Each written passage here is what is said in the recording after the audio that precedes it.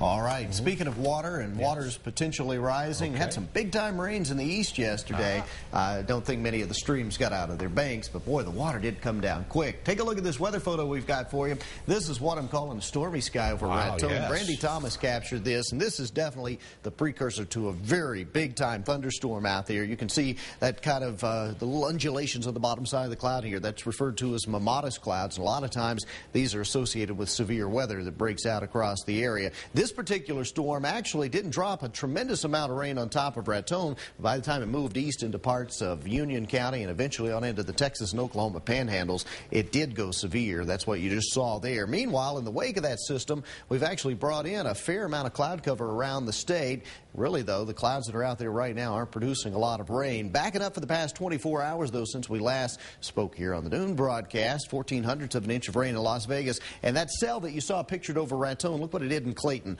1.34 inches of rain. Now, I think the same area of the state could be prone to more rain today. What I've done is what I did yesterday. I've kind of shown you where I think the dry line is. Again, the dry line is going to be that divider between the moist air with the higher dew points in the eastern part of the state and the relatively dry air we've got across the west. And it's pretty easy to see when I color code things here for you, and this is about where we found it yesterday, but I suspect by later this afternoon it will have moved a little further off towards the east, more towards the Texas panhandle, and that's why I think most of the thunderstorms will be in the extreme eastern part of the state today. Elsewhere it's just going to be, well, breezy and windy and on the dry side. Now, the winds are all being brought about because of a trough of low pressure that's heading in. That'll be crossing northern parts of the state late tonight and throughout the day tomorrow, so even into tomorrow, northern areas will continue to have a chance for showers while the winds go to the south. You can see the flag moving out there. The winds have started to pick up out of the south-southwest. Currently 16 miles per hour at the Sunport, temperature 70 degrees. So we are bringing about a bit of a mild go of things, and that's amazing given the fact that we're so overcast out there. And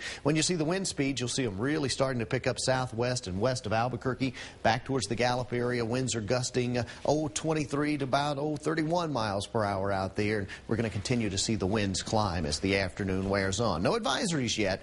We'll certainly keep an eye on that. Quick look at some numbers for you. Reveal highs today in the upper 60s and mid 70s in the northwest, and for anywhere from 80 to about 90 degrees depending on elevation and location in the southwestern part of the state. Should be all dry for the western half. Those spotty storms are more likely to develop during what we'll call the heat of the afternoon. I'm not sure we're going to get that much additional heating because of the cloud cover, but if the storms do fire, they'll fire pretty close to the Texas state line in the eastern parts of the state. And then tonight and into tomorrow, possibility of the showers over some of the higher terrains. That's why I put in late tonight and tomorrow some rain showers for Santa Fe.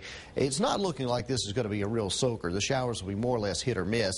Not expecting them in the East Mountains today, just an increase in wind speeds throughout the afternoon. East Mountains in the mid-70s, upper 70s to near 80 in the metro. And yes, the metro is starting to feel the effects of a little wind. And it'll stay, I think, kind of breezy to gusty out there right through the next couple of days and then clear out, warm up, and calm down before the weekend.